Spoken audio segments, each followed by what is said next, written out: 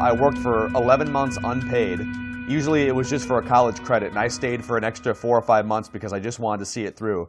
But as it progressed forward, my two goals were always outwork all of my peers and be better than all the people I'm competing against in my current circle to try and prove myself worthy of some kind of a low-paying job at some point. And then when an opportunity is on the horizon, knock on the door, send the email, be prepared for the meeting, and be very direct and confident, but also be humble.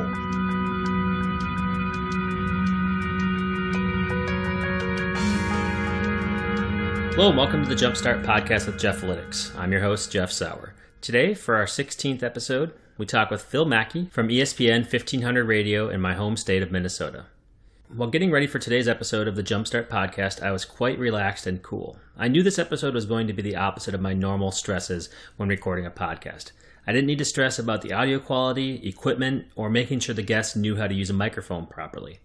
That's because Phil is a pro. After more than a decade of behind-the-mic experience, Phil knows how to keep the conversation rolling, how to make the interview feel comfortable, and how to make sure there's no dead air in between. Not that the previous guests were lacking, Phil just happens to have recorded more on-air hours than all of my previous guests combined, myself included. And then there's something else that's different about Phil. He's not a marketer, at least not in the traditional sense. He hasn't worked for an agency or an in-house position. He hasn't had marketing in his job title. But you know what's funny? His origin story sounds very similar. Key to his success was his hard work, great timing, and a strong drive to elevate himself, which is similar to what we've learned from our other successful entrepreneurs and marketers that we've talked to on the podcast. Phil may not be a marketer in the traditional sense, but he's a successful person who has thousands of fans hanging on to his every word. Sounds exactly like what a good marketer would expect. During his long and storied career, Phil was the lead marketer of the highest value product he could grab onto, himself. As you will hear in his story, which spans from covering high school baseball games in rural Minnesota to chatting with some of the most interesting people in the world for his own podcast network, Phil is a pro. He puts everything that he has into everything that he does as a on-air personality, as a marketer of himself, even as an entrepreneur. I'm so happy with how our conversation turned out. There's something refreshing about hearing the marketing journey from somebody who's outside of marketing. Before we get to Phil, just wanted to have a little word from our sponsor, analyticscourse.net. It's done. I just released the final video for my Google Analytics training course. This January, February, and now March, I locked myself in an apartment in Buenos Aires in Argentina and got to work on recording an online Google Analytics course. After 33 videos spanning 13 plus hours, the course is leaving beta mode. If you're interested in learning Google Analytics in 2016, you can learn more at analyticscourse.net. Now it's time to talk with Phil Mackey. For show notes, visit jeffalytics.com/Phil.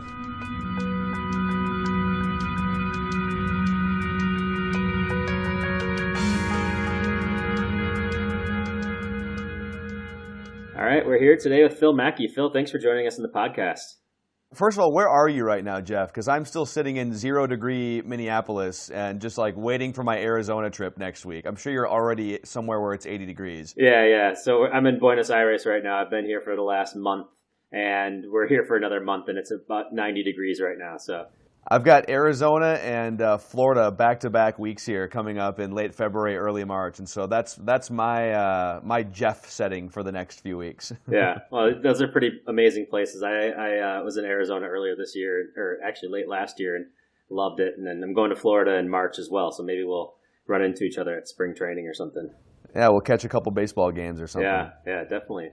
So I'm really enjoying it here in Buenos Aires. This is one of those places where every time I go outside and I'm sitting at a cafe or whatever, I'm just like, I need to stay here forever. This place is great. So highly recommended.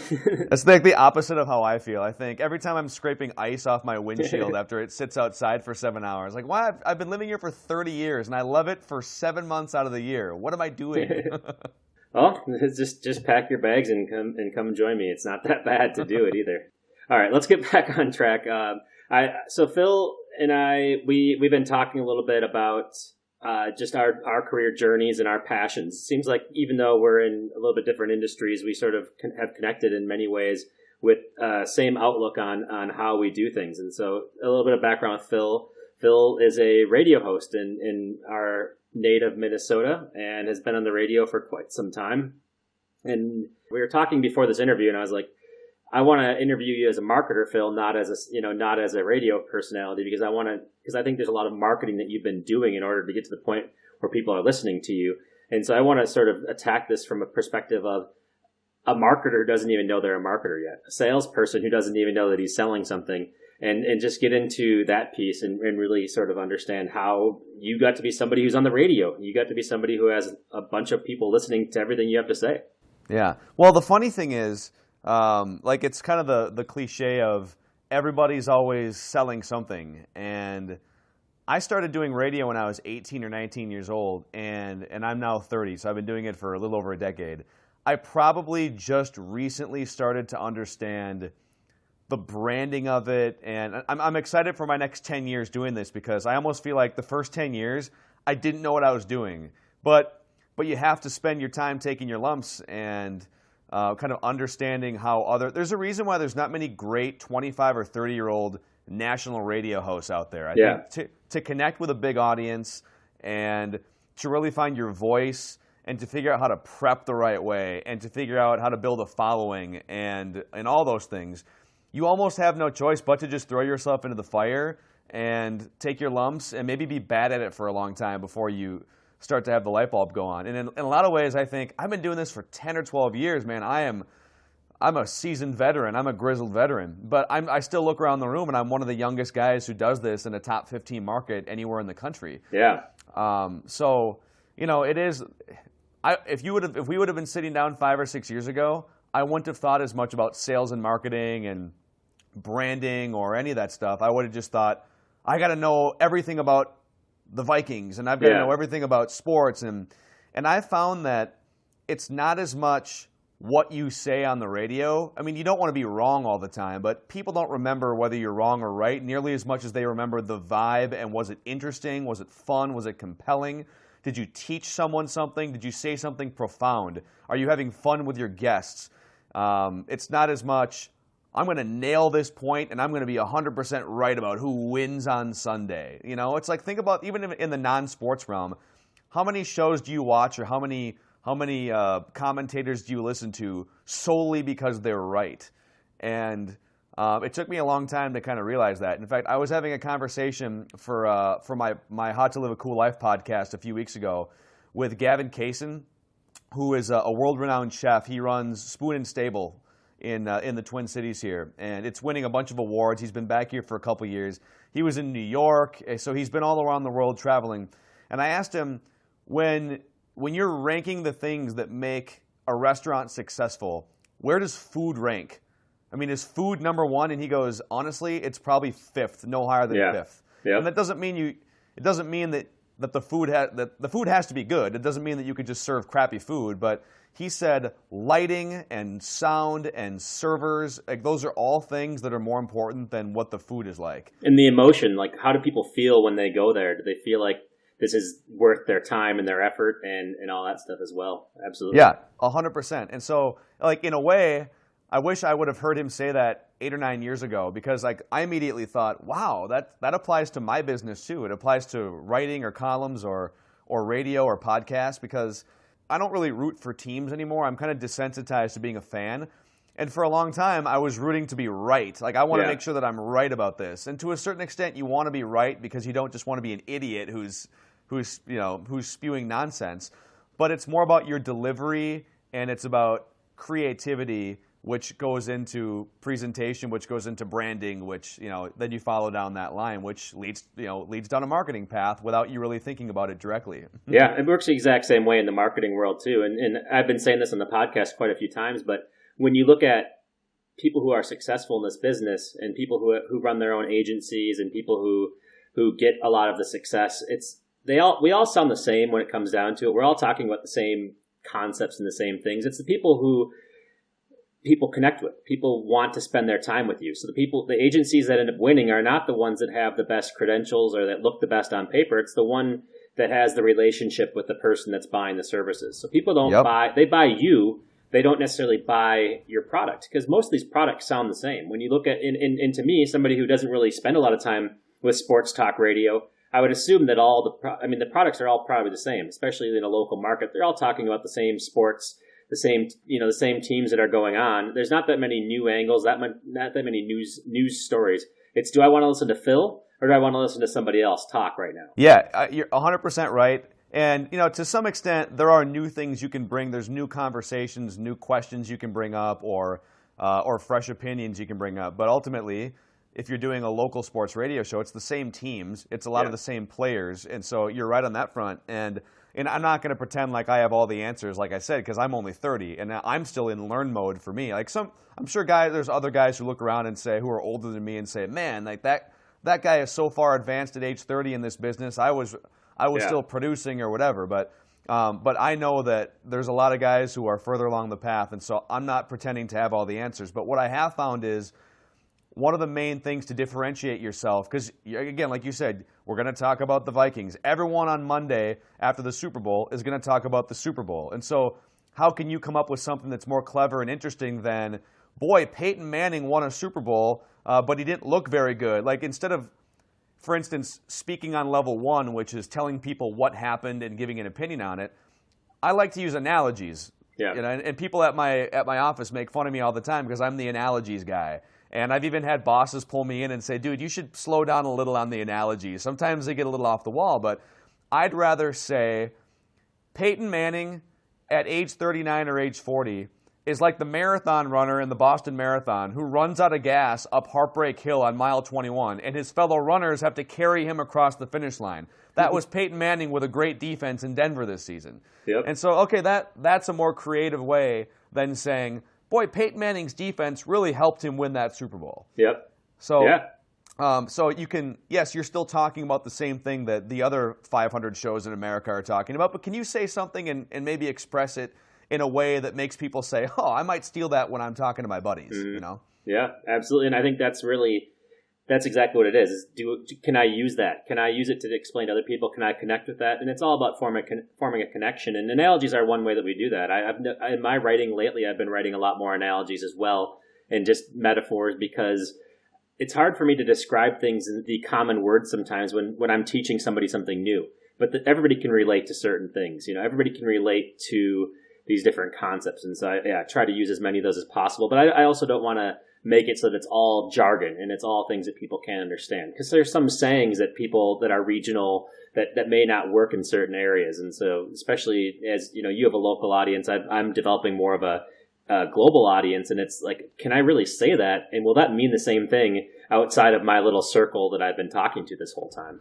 Right. And I would say in that regard with the local audience too, the hard part for me is I want to be able to be honest and true to myself. And for me to do that, I have to criticize. Like if I see the Vikings do something I don't like, or Adrian Peterson's a great example. When Adrian Peterson got arrested for the child abuse charges a year and a half ago or a couple years ago, well, there's a lot of fans of Adrian Peterson locally, and I mean, it was split. A lot of people had jumped off the bandwagon because we're not used to switches in Minneapolis. I didn't even know what a switch was until that story came out. But it might be better for cultivating an audience to defend and to be kind of a homer and to spin it positively, because people want to be fans and they want to believe that something good's on the horizon. Well, that's not me. Like my reaction was, what a bleep hole. What? And so my instinct was to criticize. And sometimes you fight that instinct of what would the audience want you to say and what would really get them, on your side versus what do you truly believe, even if it means irritating some of your audience. And there's a fine line there. For national hosts, I think national guys can go after certain players because, they're not speaking to one individual market and they don't need those fans to be on their side. But that's something I'm not sure if I've really figured that out yet at age 30 even. Yeah, so that's an interesting thing that you're talking about here is, the learning part. You're like, I still have a lot to learn at 30. I'm sure that if we did this again at 40, you're going to have a lot to learn still. It's learning ourselves, right? It's learning how we operate. I learn something new every day, and even when I thought something was true, I learned later on that it wasn't. And so we don't know what we don't know, and we just have to be sometimes confidently wrong or just confident in the way that we go about things. But I gotta step back for a second and ask you. So obviously you knew these things and you've been working on this for a while now. Who the heck was crazy enough to give you radio airtime at 18 or 19 years old? How the heck did you get on the radio in the first place? Man, I feel like every step of my career to this point, either in radio or even side projects outside of radio, has been me knocking on a door, literally or figuratively, and just asking for an opportunity or demanding an opportunity. And more often than not, if you come prepared in those moments and you have conviction, you get the opportunity. And so I'll never forget, I played baseball in high school, and I was okay. You know, I wasn't a great player, but good enough to where like I had gotten to know, like I had been a player of the week a couple times or whatever on the local. It's in the Twin Cities, about a half hour west. There's a county, Wright County, Buffalo, Minnesota is where I went to high school. Okay. And so I had done a couple radio interviews as a high school player with the local AM station, like the local all news. It was KRWC in Wright County. Okay. And it was obituaries and farm reports and tradio, where people would call in to offer up, you know, I've got this table I want to trade in for, you know, whatever. And they also did sports. And so I got to know the sports guy a little bit, and I knew that I needed a summer job after I got done with high school. I had worked at a used sporting goods place called Play It Again Sports for a couple of years, and I got kind of sick of that, and I was looking ahead to college, and I was always interested in doing sports media or journalism in some form. And so I remember calling up KRWC just on a whim, just a cold call, and I asked them if they had any summer internships. And so he has me come in, the station manager has me come in, and so he just wanted to meet face to face and see what I was all about. And so I walk into this place, and it's like a 2-level house converted into a small radio station. And there's probably about 5 employees, and none of them are there at the same time, you know, because you've got the morning guy and stuff. So it's just super small operation, local operation. And he said, we don't really do internships, but to be honest, we're looking for some help on our sports content this summer. And so without even testing me out or anything, he said, we'll give you $40 a game if you want to just start doing baseball and softball games, play-by-play and stuff, and working with our other play-by-play guy, whose name was Lynn Shepley. He passed away a few years ago. Lynn was probably, I don't know, 60 or 65 years old when we met. And so without any prior experience, without any credibility or anything, I was doing high school baseball and high school softball games on KRWC, and I did about 30 or 40 games the first 2 summers I was there, and just kind of learned with maybe a few dozen people listening how to go through 3 hours talking through a baseball game and doing play-by-play and being out there alone in some cases without a second guy to talk to. And in some cases, even further down, you know, you'd be doing these 9-inning town ball games, and you'd get a roster, but you wouldn't know anything about the players.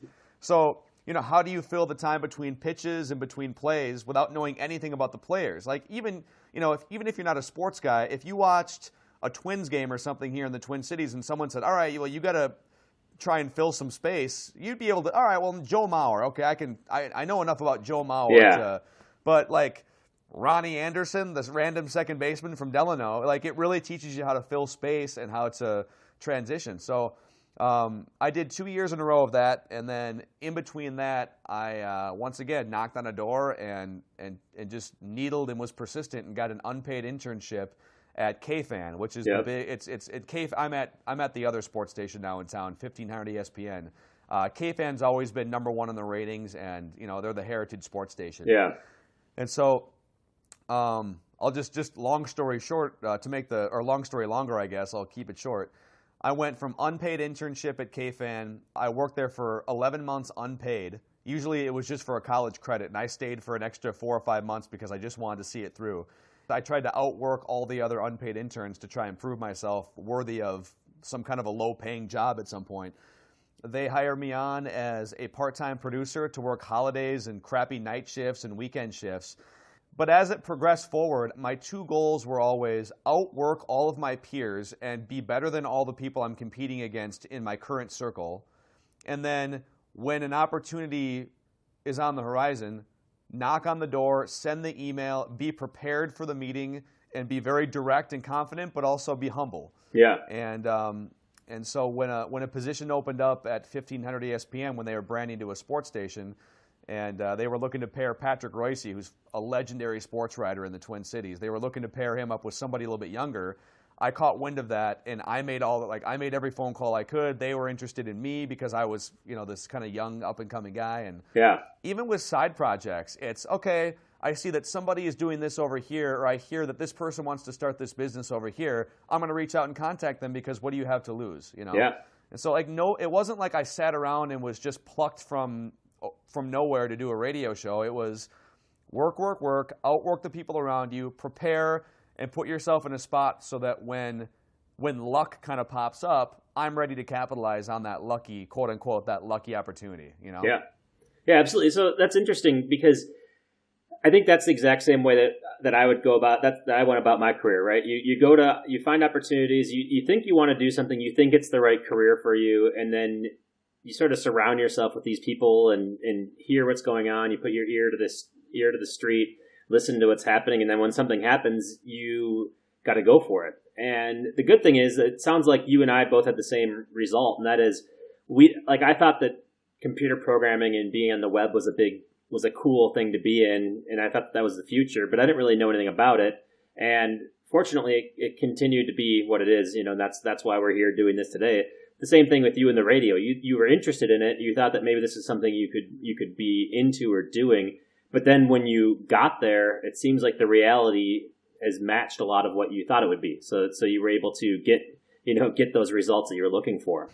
Yeah, and to add to everything you just said too, I think always, even when you get, let's say you work, and you put yourself in the right spot, and then fortune or opportunity opens a door, and you capitalize on that opportunity, not to then think, okay. I've made it. And some people, I think some people settle into something and they want to do that thing. You and I are kind of alike in that we're always looking to, all right, what's next?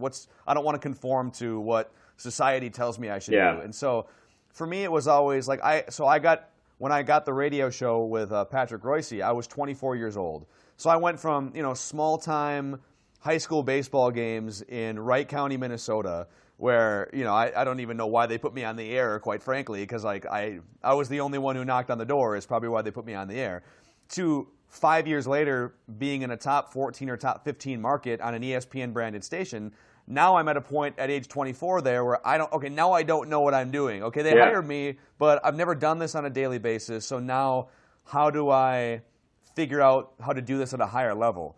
Mm-hmm. And so what I would do is I would come home on a regular basis and I would listen to other shows around the country that I found interesting or that I maybe wanted to model my style after or take different things from. And I would spend, I would prep for the shows we were doing, and I was also covering the Twins as a writer for our website. But I would, I'd have the headphones in, or I'd be in the car with my smartphone pulling up a podcast, and I would listen to Dan Patrick's show, or Colin Cowherd, or Max and Marcellus in Los Angeles. Not because I want to hear about the Lakers or because I want to hear what Colin Cowherd's opinion is. I want to hear how do they get in and out of commercial breaks and segments. Yeah. How do they set up their arguments? How do they deliver their points? How many times throughout a show are they coming back to a topic? Are they filling... Man, they do 3 hours. That's so long. Okay, are they doing 3 hours with 20 different topics? Or are they doing 4 different topics that they sort of recycle throughout the show? Yep. So I would listen mechanically to what those shows are doing. And now someday maybe I'll be as good as some of those shows that I listened to all those years ago. But there, I think a lot of people, they get someplace or they arrive at a certain destination and then they relax or get lazy or they get complacent. And then all of a sudden, now they're behind the curve again, or they're not ready to capitalize on the next thing. Yeah. And I found that just putting in, without burning yourself up, putting in the extra work to see how is this evolving in Los Angeles? How are they doing it in Chicago? How are they doing it around the country? How are the best people in this industry doing things? And always keeping tabs on those. It's really helpful. Absolutely. And that's a really good point you make. And going back to when you say, how do you want to be a better radio personality? Well, you got to listen to other people. You got to listen to other people, what they have to say. You got to see what they do. How do you become a better writer? You need to read as much as you can read and get a feel for what others are writing and what their style is, what their motivation is, what the result is. All these things happen here. I remember when I first started this podcast, I was like, I want to model this after WTF with Mark Maron. And I thought it was really cool. And then I started doing interviews and I was like, oh crap, I don't know what I'm talking about. I'm not a very good interviewer. I'm still not that great, but the format of this thing is good enough that it helps us, it's really just sharing your story. But before I published that first episode, I listened to another 10 or 20 podcasts, and I was like, how are they better? How do I like these better than what we do here? And it's a combination of editing. It's a combination of storytelling, narrative. It's even having music at the beginning or music at the end. There's so many little things here that you need to pick apart and get an idea as to what other people do that you like. And so if you want to become that person, if you want to be like somebody, it's not just like, getting to the position is one thing. Not everybody can really get to the position by dumb luck. And so luck does factor into this thing, but it's what you do after you get that at bat that makes you just continue to be better. And one thing we all have to realize is that just reaching at 24 years old, getting on the radio is not like setting up your financial future. It's, you need to have it's probably not even as lucrative as people might think. I'm guessing to be on there, You're probably getting paid nothing because they're paying you an opportunity. They're paying as a 24-year-old. It's literally like, all right, how much do you need to pay for rent? Basically, you have no leverage. You know? Exactly. And maybe at some point you can get that contract, and it's the same way with just about anything, right? So you get paid an opportunity, you get paid an experience, and then it's the better part. Maybe you're just as good now as you were then on the radio. As far as just filling time and your voice is good and your prose and everything like that. But what really changes is your ability to connect to people, to make yourself the value, right? So you're the product. You turn yourself into a product, and you turn yourself into the value creation device that now they can't separate you from the process, right? So the station can't separate you, and then you become invaluable. You rely on that feedback, and now it's to the point where people are buying Phil's time, not just filling any time, right? And that's what you have to do. That's the process you need to go through in order to become successful. It's like productizing yourself. Yeah, it's very weird. And some like in radio, you bring up like a lot of people think, oh, someone's on the radio or they're on TV, they must make a lot of money. Well, it's a lot harder to make big money in this business now than ever before, and that's TV and radio. Because if you think about it, go back 20 years ago, or even 10 years ago, but for sure, go back to the 90s. How many cable channels did we really have? It was like 1 through 100, and the upper 90s were like the Spice Channel and Univision. Now it's 800 channels, it's Hulu and Netflix, and there's not as many people watching a local TV station or even a cable channel. You're never going to have the same TV ratings that you had 20, 30 years ago because there's just more options. The same is true for radio. At some point, the AM and FM format of radio, I'm pretty sure, is going to die out. I don't know if it's going to just evolve into something different, but we're to a point now where it's actually pretty archaic that you have to rely on signal strength to compete in a media form. It's really the only form of media, radio, that there's still signal strength and a certain number of signals per market, right? At some point, once wireless internet is available to everybody and you can just have cars all across the board, even the used cars that have app screens, then it's just going to be about the platform you have. So something else you touched on too, I think when it comes to getting better, or when it comes to whether it's marketing or whether it's whatever, even if it's has nothing to do with marketing or radio, it can be anything. I was having a conversation with Cheryl Reeve for a podcast. She is the head coach of the Minnesota Lynx. She's the winningest WNBA coach in history, percentage-wise. She's got 3 different titles, is widely renowned as one of the great basketball coaches in the country, men or women. And I said, what's the biggest difference between the elite teams and the mediocre teams, or the elite players and the mediocre players? And she said, skill has something to do with it, but really it's attention to detail. And it does sound kind of cliche. Well, what does attention to detail even mean? Like, it's such a nebulous, vague term, but I think in my mind, it's thinking 2, 3, 4 steps ahead, planning for bad scenarios, and always kind of knowing. Like, my dad used to teach me, for instance, when I was just getting my driver's license as a 16-year-old, always be aware of what's going on to the side of you and behind you. Don't just look out the front window and decide.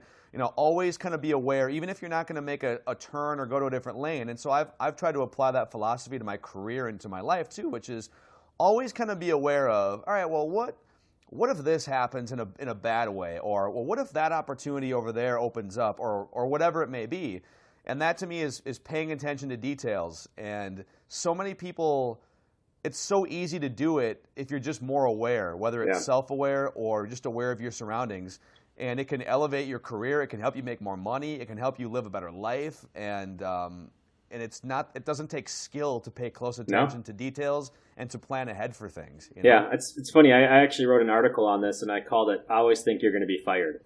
So and what I said is the best employees that I've ever worked with are the ones who thought they were going to get fired every time that they did something, whether it was good or bad. They're like, please don't fire me, but I did this. Ask for forgiveness, not for permission, that type of stuff. It's the people, and it's the same as attention to detail. If you think you're going to get fired, you're not going to leave anything on the table. You're going to be looking at this thing from the perspective of, I need to get this thing right.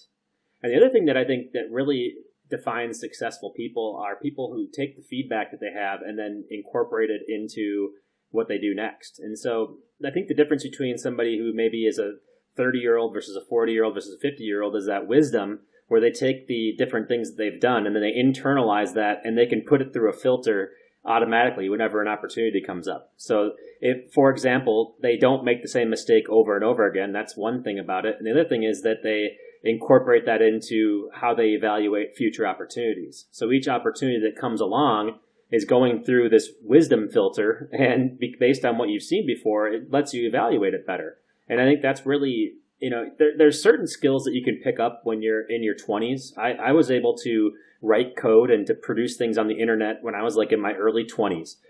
Developing websites was not, I had figured out most that I needed to figure out at a very young age. It was how do I get this thing to do what I need it to do, and how do I turn this into an opportunity machine? That's the part that I'm still constantly evolving and working with, and that's really how I look at that part. Yeah, I think, and too, on the I like the way you put that too. Like it's a machine rather than, I think people look at failure a lot of times as an indictment on their self or on their worth in some way. And it's hard. I think when you're young, it's hard. You fail, and it's sort of cognitively you feel bad because you didn't succeed in something. But if you can reframe it as you go along to, I didn't really fail. I just learned a lesson, and now I can apply it to the machine. I can run it through the machine, and I can maybe avoid making that mistake. I actually, as much as I hate to fail, I actually embrace it now more than ever, because I know if you frame it right in your mind, a failure can help you launch 2 or 3 steps in a direction that you never would have before. You know, so I actually I don't like failing, but I embrace failure now more than I ever have, and get over it much quicker than I ever have too, because you can use it as fuel. Yeah, and I think failure is such a negative sounding term, but really it doesn't necessarily mean good or bad. I mean, I've failed so many times, but at the end, like you said, it's now a filter that I can put through with everything and just say, should I be doing this again? Or what did I learn from this thing that happened before? And eventually you can really figure out what is the right way to go about things. But it's not easy either. I mean, I've been an entrepreneur twice, or actually 3 times in my life, and I was successful 2 of the times, and then other time, and actually, when I say that, I mean I've gone out on my own 3 times in my life, and each time it's been successful. But it took each time I had to relearn everything. Right, you had to go about doing everything, learning the mistakes, learning how it fits in the current environment that you're in, and that's just part of what we do here. But you always hear about entrepreneurs who fail, and then they hit the mark on the 10th one, and then everything ends up working. And it's not so much that they were ever a failure. Their ideas were any less good in the first 9 times they did it. Right. It's that the 10th time they had made all the mistakes that the business could make, and they just started out with the right perspective. They had perspective now as to what they should be doing. So failures, I think, should be celebrated, but the word failure itself is so negative that it's like, how could you ever really say I embrace failure? Well, actually, Mark Cuban says it the best, and I'm kind of paraphrasing him with this, but and he's a multi-billionaire, owner of the Mavericks, Shark Tank, you look at him and you say, man, that guy's made so many right moves. And he says in one of his books, it doesn't matter what your batting average is when it comes to failure versus success. He goes, I've failed so many times launching companies. It's not like anyone looks at Mark Cuban and says, wow, you failed 100 different times. Like, he says, keep swinging, and eventually, if you go 0 for 100 and 101, attempt number 101 is the big multi-million-dollar business idea or whatever context we're talking about. It's not like someone's going to come in with their glasses and pull them down and say, "Whoa, yeah, but you're only 1 for 101." Well, Mark Cuban can say, "Check my bank account. It doesn't matter what my batting average is. I'm set for life, and I'm fulfilled, and I'm doing what I want to do." Yeah, absolutely. Took me a few extra swings, but I got there. Yeah, that makes me wonder how it works for you in the radio, because I know that in the marketing business, and anytime you put yourself out there, it's easy to get 10 people who love what you're doing, and then the one person who's a total asshole who's negative and who can just take the wind out of your sails, make you just feel like crap that day because they don't like what to say. How do you? I mean, I know that I basically just had to look at the 10 that liked it and the people who liked it and just ignore and shake off the people who are haters in this process. But that's me talking about marketing. It's not that much you can really hate when we're talking about growing our businesses, right? Yeah. I think it's different when you're talking about something that is so like marketing. There's passion in marketing, but we're all basically saying these are ways we can grow our business. But when it comes to sports, where there is no real right or wrong, like I think in business, it's like, yes, every business should try to grow their revenues. So it's hard to disagree. We might disagree with how we're going about it. But sports, there is really a concept of this is right or this is wrong. So how do you deal with that? How have you learned and adjusted that over the years? Well, let me start with the sort of negativity thing, because I think part of what your question is, how do you deal with people who either don't like what you're doing or who think you're wrong or criticize you? Is that kind of part of it too? Yep. I used to be horrible at that. I mean, I would, like I went through I can't believe I did this. And I forgot that I did this until you asked that question. For the first probably 3 years of my career doing, from age 24 to 27, when I started really diving in, doing a daily radio show. And you're putting yourself out there. It's not like with a podcast, you're not going to get a lot of hate because people seek you out to listen to your podcast. It's not like you're going to, on the radio, people are scanning through and they've listened to a station for a number of years locally, and who's this new host on my radio station that I've listened to, this punk-ass kid, right? Or whatever their thought is. And so what I kind of found my first few years doing it was people over the age of 50 don't like me. And I at first I battled back and forth with that because I can come off as kind of brash, and it was I'm on the air with a guy who's 40 years older than I am, and so we're arguing about things, and if I have an opinion on something, it's not good business for me to sort of couch the opinion and hold back. I might as well go all in on the opinion, and in some cases that means stomping on someone else a little bit and telling them, well, no, you're an idiot or whatever. So I kind of realized after the first few years, yes, we are targeting males 25 to 54, but I am in my mid-20s, and I'm reaching to connect with 40, 45, 50-year-olds. Yeah. So what I would do is when I would get an email from somebody, get this guy off the air, arrogant or whatever their rip was, my only response for 2 or 3 years was, how old are you? And about half of them would respond, and every single one that ever responded was over the age of 50. Yeah. And I'm not trying to, certainly not trying to be an ageist here. It's my business is, you're just not going to connect with everybody. If you put this podcast on a radio signal, you're going to get a bunch of people who send in, like, who don't want you on their radio station, who think that you're a moron or whatever it is. That's why podcasting appeals to me, because I think you can cultivate your own audience, and it's an audience that seeks you out actively, and they're not gonna, like, no one's gonna hate listen to your podcast. They'll just go listen to something else.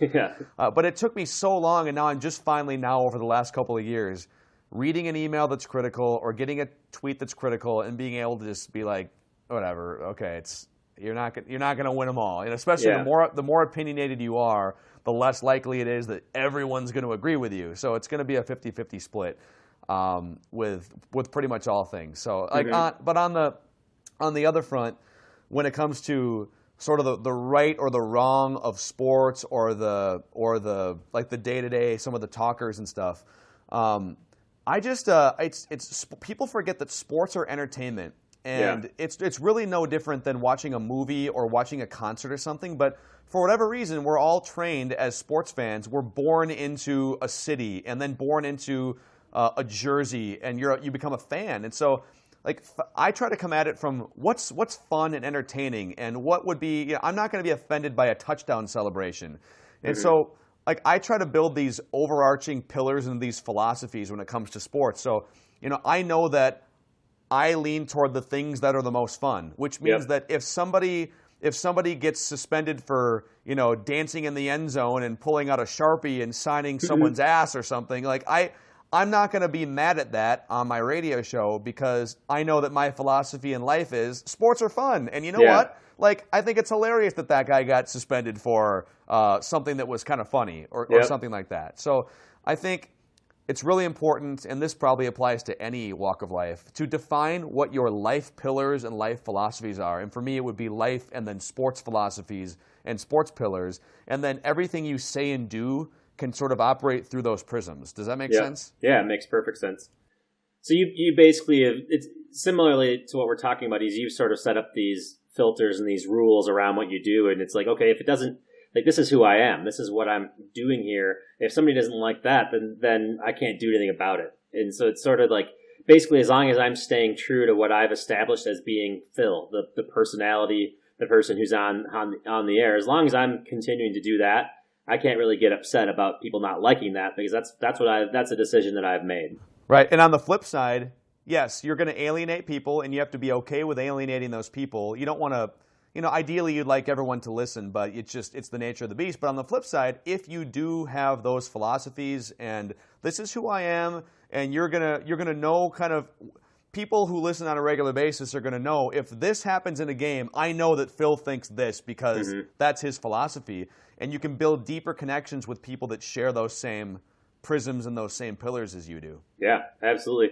I think that has to do, that's similar to what we're talking about with podcasts. You made a really good comment there, and that is that people are choosing to listen to the podcast, and they're sort of investing in the show based on either who the guest is or the person who's hosting the show. And so it's a lot different than just scanning through and coming upon these things. And obviously, if you listen to one episode and then you subscribe to a podcast, you're connected with the way that is delivered, with the format and what's going on there. It's totally different when you do it that way.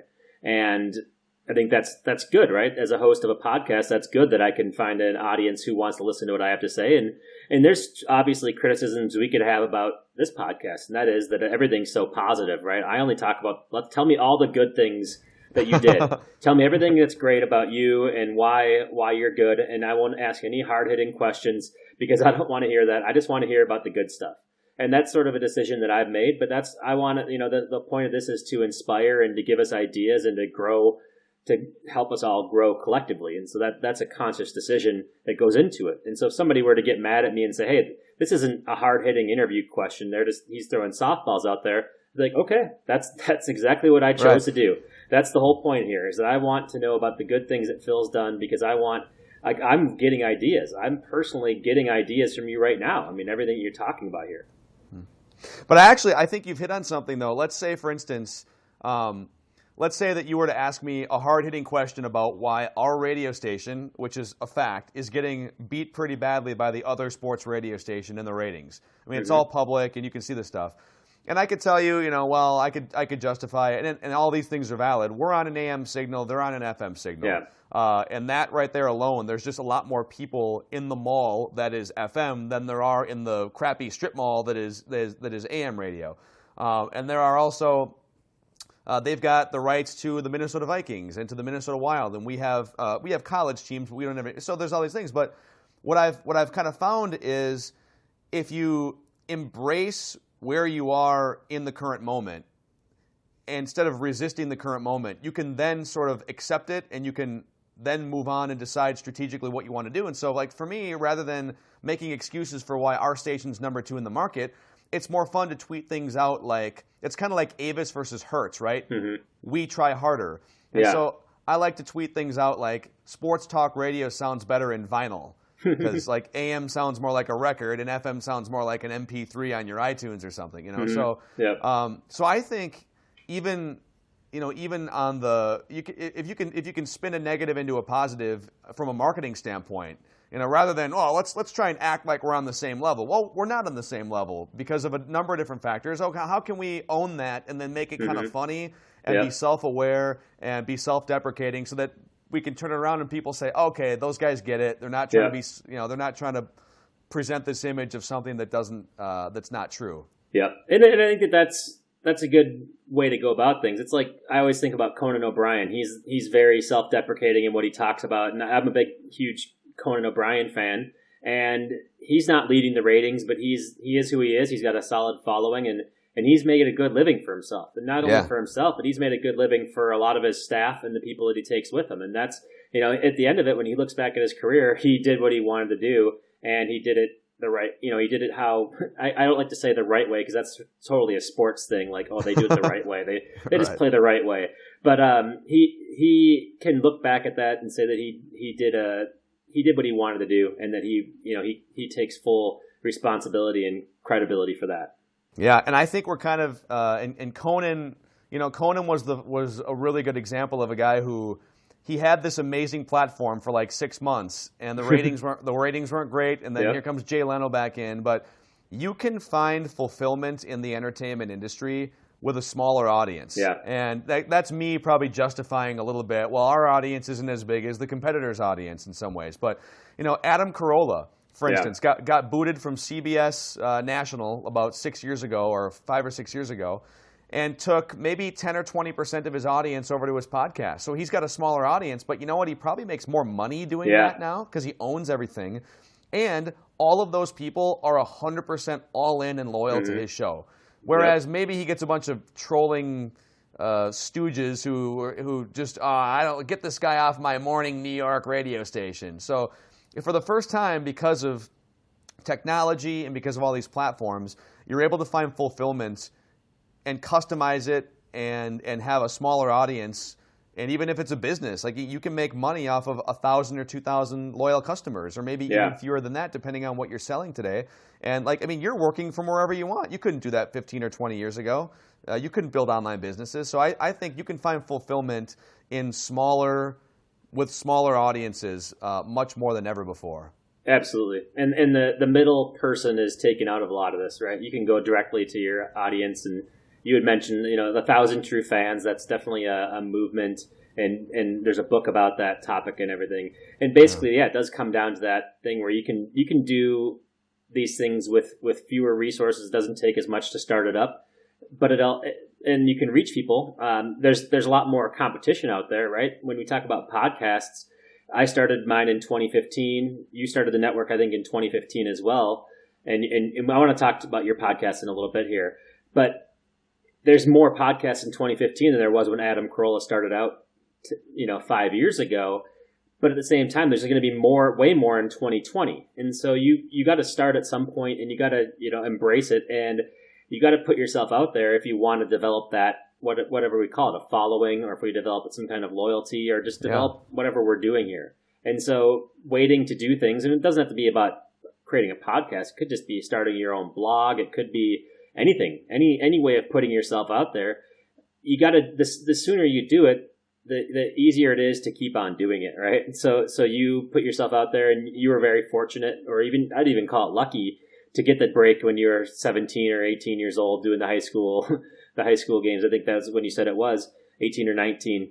Mm-hmm. That's pretty lucky, but it's to continue on that path and to continue to go and excel beyond that puts you ahead of the game. So now you're maybe ahead of 30-year-olds, but you're still not at the top, right? Is where you want to be. And so, yeah, I think another theme too, just as we hash this out, every step of the way, every time I have either launched something new or every time I've gone up a step on the ladder in this business, I've always felt uncomfortable for the first few weeks or even the first few months. I've always felt like, do I really know what I'm doing enough to be doing this right now? Yeah. Do I really know what I'm doing enough to be calling a 3-hour baseball game on a radio station when I'm 18 years old? Or should I really be hosting a show on an ESPN branded station right now? Like, do people really want to hear me doing this? And being able to almost fake it or immerse yourself in the uncomfortable nature of your new level on the ladder, Mm-hmm. And I think in some ways, I wouldn't want it any other way personally, because if I don't feel that to some extent, I don't feel like I'm progressing, and I don't feel like I'm fulfilling myself. Yeah, and I think that's, exactly. I mean, you got to start somewhere, and you got to make a progression, and that's just how it comes down to. You have to do that. Mm-hmm. You have to do that process. Whether it's just even finding a job. I mean, I do a lot of, I teach a lot of people how to do digital marketing. I teach in the classroom. I teach online, and I still get the same question. It's like, well, how do I get started? I don't have any experience. You're telling me what I can do with a little bit of experience, and you're telling me how to make that experience better and how to optimize things. But I'm at 0. You're talking to the person who's starting at 10, and you're teaching them how to get to 50. How do I get from 0 to 10? How do I do this piece? And it's like, okay, well, you need to put yourself out there, and you need to find something that can give you that process. I mean, I can't take every single person and handhold them to get from get them their first opportunities, right? You have to go out and do that. And that's part of what this podcast is just hearing that story about how people got into it. Because we've interviewed several people now, and everybody has a little bit different version of the same story. And that is that they didn't think they were ready for it, but they went and did it anyway. They put themselves out there, and then they found out they were all right at it, or they found out that they were terrible at it. But that passion and that feedback that they got initially is what made them go out and do the next step. And then they built on these steps, and then suddenly they're a person that I want to have interviewed on this podcast. They're somebody who I'm like, wow, I need to hear your story because you told it to me, and I'm like, I want everybody to hear this story. And so we always hear, we hear Phil. Oh, Phil's on the radio. He's on ESPN. That's a pretty big deal.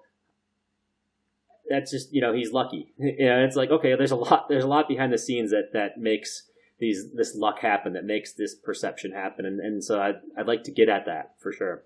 I think the funny part about it is, too, that we all assume people who are at the pinnacle, right? I mentioned Mark Cuban earlier, or go to music. Go look at someone like a Kanye West or anyone who's perceived to be at the top of their playing field. I'll bet you they're insecure about what they do on a daily basis to some extent, too. You think that just because he's Kanye West, now maybe that's a bad example, but there's probably a bunch of artists in the same, there's pick out whoever you want. That when they go into a recording studio, or when Mark Cuban is drawing up a blueprint for a business, that there's not a little bit of, I'm not sure about this, but you know what? I think it's about building reference points. Yeah. And the more reference points you can build, even if they're negative things. So now I know that I did this earlier in life, and I want to avoid that. Or, hey, I've done this before 3 different times and it worked, and so I'm going to stick to that. Reference points are kind of they're kind of the flashlights in the dark, if you will. Even though they're behind you, it's kind of weird. Yeah, absolutely. The funny thing about Mark Cuban and you think about Kanye, maybe even like Pharrell, like they all started out somewhere with these small little wins and built on it. There's the saying, I believe it's that it took me a decade to become an overnight success. Mm-hmm. I should look up. I'll get the exact quote when we talk about it, or when we put the show notes out there. But it does take a long time to become an overnight success, and it's more perceived than anything. But I think even, Mark Cuban writes a lot, and I shared this in another podcast about the Cuban story, about how he just basically read every single thing he could read about computers, and then he started his own computer company. Mm-hmm. He was like the only one who read the manual and started reading it, and that's how he became a millionaire. Now, everybody thinks about Mark Cuban and being a billionaire.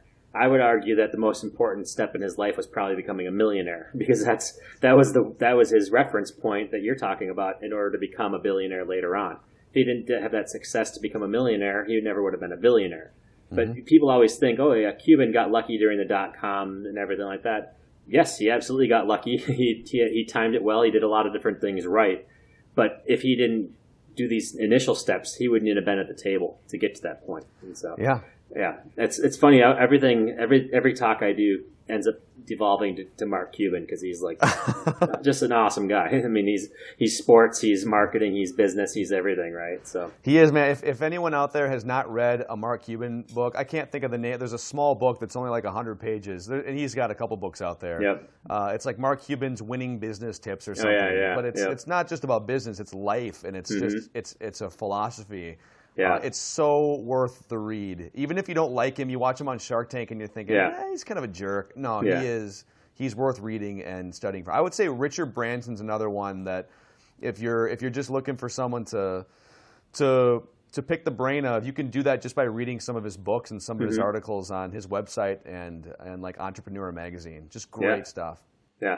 So let's get to picking the brains now. Now I want to talk about your podcast, How to Live a Cool Life, what you're trying to do there, because you are basically picking the brains of some really interesting and successful and cool and fascinating people. So what made you take on this what we call it a side project now, to do this? What was the motivation behind your podcast? And just give us a little bit of a summary about what it's all about. Yeah. So doing sports talk on a daily basis is fun. It's a cool way to make a living, but it's not always the most fulfilling thing if that's the only thing you're doing. And so I've always had my hand in different business things. I co-founded what's now the Mid-States Poker Tour, which I think it's one of the top 5 largest poker tours in the country. It might even be 3rd or 4th right now, which I'm no longer involved with. But that was about 7 years ago, and it was my first taste of, okay, something that's, you're running a business, you're an entrepreneur, and it's sink or swim on your own. And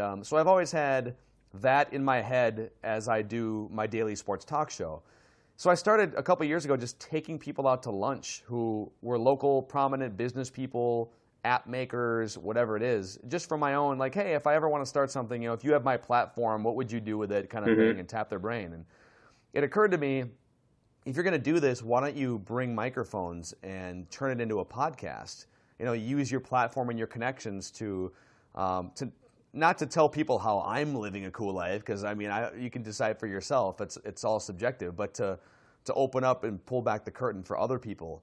And so I just started recording episodes in the summer of 2015, and it's something I think if I have more time, I would probably do multiple episodes a week and really roll it out. But now it's just I did a season 1, and season 2 is going to come out sometime, depending on when people listen to this, probably sometime in mid to late February or early March. Okay. And actually, and you're going to be on season 2. You and I already recorded an awesome episode, and it's funny because you joked about this on my podcast. That you reached out to me so that you could tell me how you live a cool life. But really, what you don't know is I wrote your name down, because you and I met 3 years ago through a mutual friend. We went and got Thai food one night in St. Paul, and I wrote having not seen you in 3 years, I wrote your name down as one of the first 40 or 50 people that I wanted to talk to, because I think what you're doing is really cool, and other people should be able to emulate it in some way. But there's something really, really fulfilling and really warming about just talking to people for a half hour or an hour about their life blueprint, and it's a natural high when you're like-minded and you want to push forward and you want to get better, and then you can talk to people about how they do it on a daily basis. Man, it's a high in a lot of ways. So that's why I do it. Yeah, and it's really good. I've been listening to a few of the episodes, and I learned a lot, and it's inspiring, both being a guest on it and then hearing what you're going through it. And I think that's interesting for both of us being podcast showrunners. That's probably the best part about this whole thing is I was doing this for other people. That was my intention for this podcast, was to do it and get other people inspired, to help other people out who were maybe stuck or didn't really know what direction they wanted to take things in, all those different, whatever it is. And then it ended up being so good for me that it's like that's what keeps it going, because I get inspired every single time. I get to hear people's stories about how they were successful, get ideas and bounce ideas off of them, and sort of just get this great, like, here's people who are successful and here's how it works. And so this whole podcasting thing has been really interesting. And I wouldn't necessarily say everybody should go out and do a podcast now, but it is, it does have benefits that go beyond anything you probably would have thought of in the first place. Well, I think, you're right. Not everyone can go and do a podcast, but I think what everyone can do is, if you are, I'm assuming if you're listening to this, you're probably in the like-minded group of people that want to improve and you want to get better and you want to add tools to your repertoire and go forward. You can sort of read and study people and look at, okay, what was their process like, and study their process, and then apply it to your own beliefs and your own path, and take little bits and pieces of, I've read a million different books, from Richard Branson to Mark Cuban to finding the next Steve Jobs, and all these different, and I think a lot of people who listen to this probably read some of the same books, and never do you read a full book and say, oh my gosh, I have to copy this blueprint 100%. But you get done with a book and you think, or you get done listening to a podcast and you think, well, I'm going to take about 50% of what that person said that applies to me. And then I'm going to take like 10% of what this person said over here and blend it in with your own inherent knowledge and intuition. And it's almost like a subconscious lift in in your life. Yep. It's hard to explain. No, it might be hard to explain, but it's exactly how it goes. I mean, I'll be out running and listening to a podcast. I'll have to stop it. I'll pause the podcast in the middle and I'll write down a note. It's like when I get back to my desk, I need to do this. Yeah. And so it gives you, there's no shortage of ideas. Sometimes I have to just like listen to the more mind numbing ones just because I don't want to, I can't only listen to business podcasts because it's like I can't execute or act on all these ideas. So I will listen to some other comedy or sports or stuff like that. But I do love the ability to just walk away smarter from something. And it's so easy to consume really with it being on your phone and everything too. And the other amazing thing, like with an app like Periscope, for instance, let's say you reach celebrity status. Let's say you reach, and I'm not talking about Jeff Sauer or Phil Mackey podcast celebrity status, but like you're a legit celebrity. You can just create your own dumb little random TV shows or videos and then put sponsorships on them. So the 2-minute video it gets somebody to sign up for the 10-minute video. And then the 10-minute video gets them to sign up for the whole shebang. That's sort of, there's so many ways you can take this media and use it to do all kinds of cool things.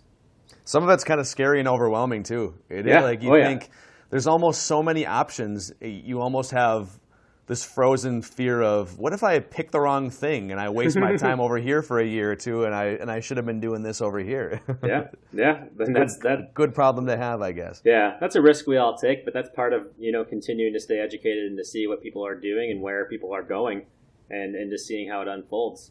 Yeah. So I think that's really, where do we go into the future? I think that the future is unknown, but also we have a lot of experiences that we both assembled in the last 10, 15 years of our careers that we at least now have a model, an operating model we can go on. We have reference points, and we are not afraid to fail. That's what we are now. Exactly. So dang it, we're going to go down in flames and be fine if it happens. Awesome. Well, thanks for joining us today, Phil. I really appreciate it. Yeah, thank you, Jeff.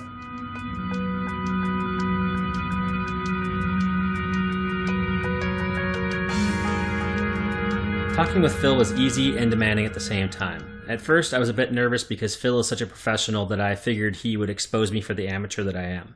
But as a professional, he sure knows how to get things rolling. It only took a few words to get the conversation on track with Phil's story.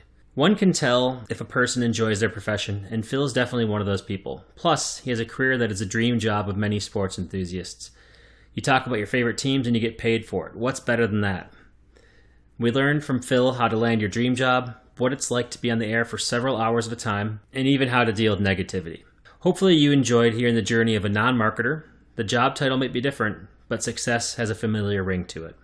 For show notes, visit Jeffalytics.com/Phil.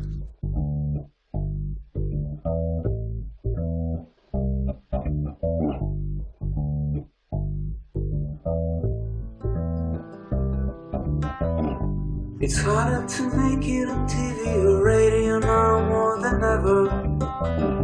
But that doesn't mean that it's useless to try. Cause each time you fail you actually learn a valuable lesson. Be funny about it and you will get by. So start a podcast at least. But know that each stereotype that you break will turn your humble listener into a beast. And more fans, but also haters you make.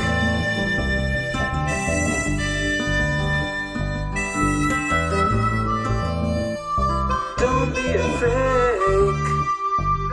Don't be a fake.